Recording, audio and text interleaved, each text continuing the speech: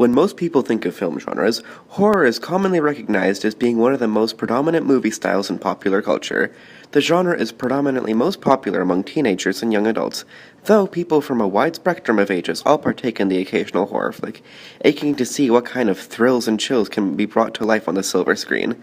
It can be said that horror films truly hit their stride during the so-called golden age of horror, during the early to mid-1980s when classic horror films like A Nightmare on Elm Street, Friday the 13th, and Halloween were first released. However, they have been around for far longer than you might realize. The earliest recognizable example of horror films can be traced all the way back to 1920 with the film The Cabinet of Dr. Caligari, a German silent film about an insane hypnotist that forces a sleepwalking patient to murder people. Then, 2 years after its release, in 1922, the genre saw another defining release in the form of Nosferatu, a symphony of horror, the story of the now infamous vampire Count Orlok.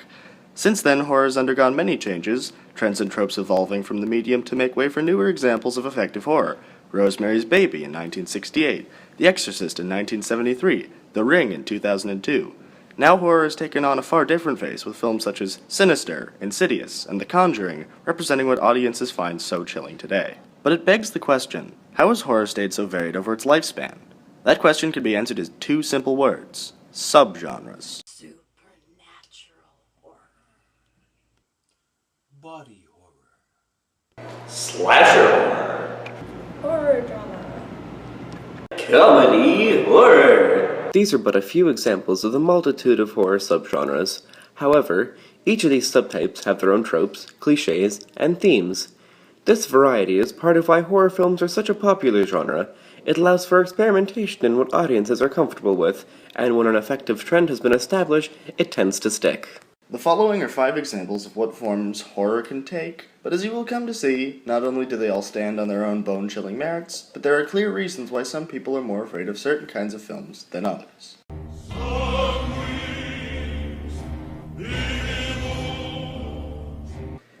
The first genre we will be covering is supernatural horror. Supernatural horror films often deal with experiences regarding cults or malign entities from beyond the grave, or even from other worlds entirely. Religion is also a common trope within these films, whether it be a driving force or a factor involved in solving whatever otherworldly issues plague the cast of characters.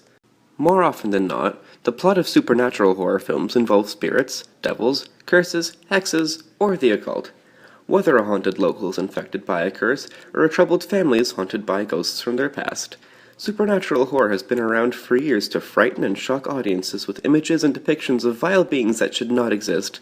Though, the most effective examples of this subgenre can often lead to a sense of lingering doubt in the viewer, and even make them fear if the monsters depicted truly inhabit the world. First thing is a good story, because there's a lot of really, really bad supernatural movies out there that rely an awful lot on special effects or, hokey takes on religion and things like that. And although religion tends to be pretty much exclusive to supernatural horror, it can completely stray from the magical nature of supernatural horror. Over the years, there have been a number of critically acclaimed supernatural horror films, ranging greatly in the content they portray. From the new popular series of paranormal activity films and their stories of covens, witches, and demonic possessions, to the North American remake of the Japanese John On's third installment of The Grudge, telling of a horrifying curse that spreads like a disease to all those who encounter it. From the haunting realism of films like The Blair Witch Project to the fantastical nature of the Antichrist himself in The Omen, supernatural horror always seems to find ways to get under the viewer's skin and leave a lingering sense of dread. The ones that stand out to me as being creepy are usually ones that involve kids, because that, as a mom, that really disturbs me. So I don't think I watched all of the Babadook because, it was like mom was going to hurt her kid. No, couldn't finish that one. And there's a really, really old film when I was a kid. It was called The Bad Seed, and it was about this girl who was pure evil, and that was really kind of weird. But in terms of really good stories, The Shining, The Others, The Sixth Sense, The Skeleton Key is a really good one. That one's fairly recent. And The Changeling. Those are all, they have good stories and some really neat plot twists. So the supernatural element is something that enhances the story rather than overpowers it.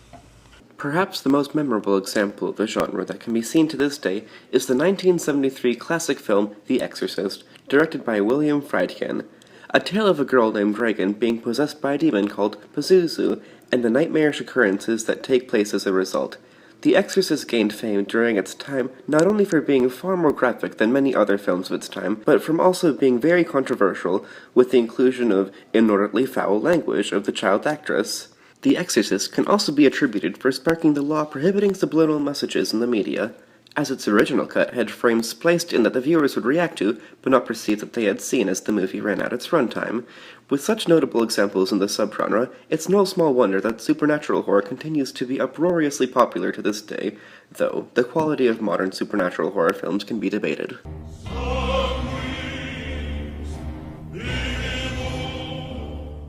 The second genre we shall address is a far different beast. The subgenre of body horror often supplies its share of scares to audiences by graphically portraying the destruction, degeneration, or alteration of the human body.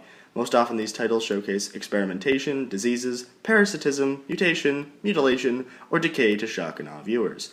Whether by making you watch a woman slowly rot away, a man transforming into an abomination of metal, or a scientist morph into a monster, body horror has quite the knack for knowing how to make stomachs churn and sweat glands pour.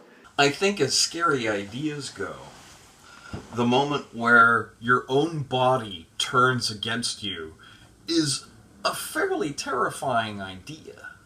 But one of the things that I think is interesting about the genre, particularly since I'm fond of David Cronenberg, there's an element in the way that he tells those stories that seems to suggest that if the protagonist, the main character, has some sort of horrible secret or major issue or something that's happening in their lives that they don't deal with, that it manifests itself in some unpredictable way and can't be avoided. And so there's a slight interesting moral quality to the way that they express this terrible idea, that as you see it happening, there's a moment of, oh my god, where is that coming from, counterbalanced with the idea that there's a slight element of the character doing it to themselves.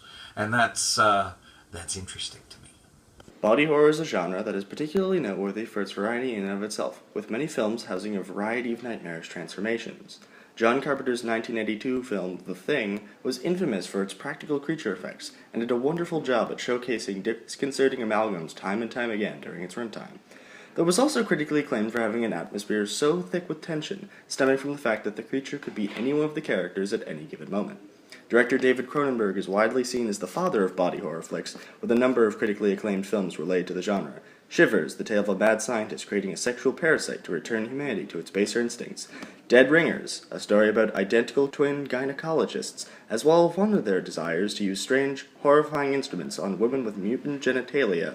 Perhaps the most notable film of Cronenberg's is The Fly, in which a scientist named Seth Brundle accidentally splices himself with the DNA of a fly, and slowly but surely his body degrades until he is no longer even remotely human. Truly, body horror can be very